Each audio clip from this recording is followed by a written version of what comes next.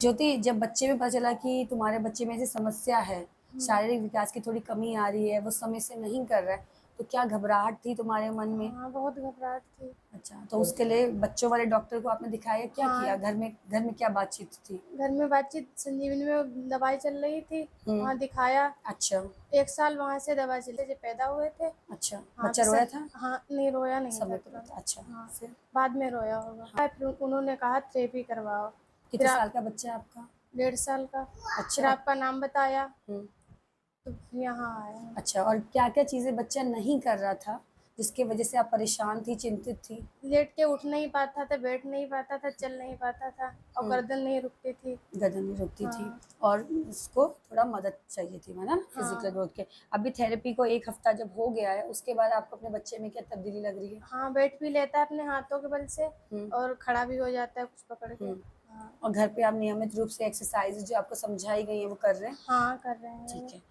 तो ये पेरेंट हैं जिनको जानकारी का अभाव है, नहीं पता चलता है कि डिले माइलस्टोन यानी कि बर्थ कराया अगर डिले हो तो उससे क्या आगे आ सकती है साल भर में संभवतः शारीरिक विकास की कमी। ऐसी कमी के लिए आपको जो ट्रीटमेंट प्रोटोकॉल है वो फिज़ियोथेरेपी रिहैबिलिटेशन के थ्रू मिलता है।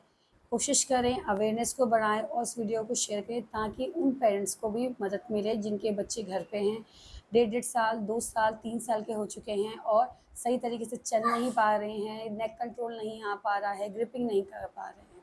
Thank you. नमस्कार। आज मैं आप सभी माता-पिता से एक बहुत महत्वपूर्ण बात साझा करना चाहता हूँ। यदि आपका बच्चा अपनी उम्र के अनुसार गर्दन नहीं संभाल पा रहा है, बैठ नहीं पा रहा है, खड़ा नहीं हो पा रहा है या चलने में देरी हो रही है, तो घबराइए नहीं।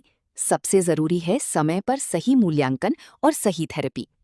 हाल ही में हमारे पास एक ऐसा बच्चा आया जो ना तो ठीक से गर्दन कंट्रोल कर पा रहा था, ना बैठ पाता था और ना ही खड़ा हो पाता था। हमने उसकी स्थिति का विस्तृत मूल्यांकन किया और उसके अनुसार फिजियोथेरेपी एवं विशेष एक्सरसाइजेस शुरू की। केवल 7 दिनों के उपचार के बाद बच्चे में सकारात्मक बदलाव दिखाई देने लगे। अब वो बैठने लगा है और सहारे से खड़ा होने की भी कोशिश कर रहा है। हर बच्चे की स्थिति अलग होती है, इसलिए सभी बच्चों में एक जैसा या समान समय में परिणाम मिलना जरूरी नहीं है। लेकिन सही समय पर शुरू की गई वैज्ञानिक और नियमित थेरेपी से अधिकांश बच्चों में अच्छा सुधार देखने को मिलता है। अगर आप किसी दूर दराज क्षेत्र में रहते हैं और हमारे सेंटर तक नहीं आ सकते, तो अब इसकी भी चिंता करने की आवश्यकता नहीं है। आप वीडियो कंसल्टेशन के माध्यम से हमसे जुड़ सकते हैं। हम आपके बच्चे का ऑनलाइन मूल्यांकन करेंगे, उसकी समस्या को समझेंगे, घर पर की जाने वाली आवश्यक एक्सरसाइजेज विस्तार से सिखाएंगी और समय समय पर उसकी प्रगति की समीक्षा भी करेंगी।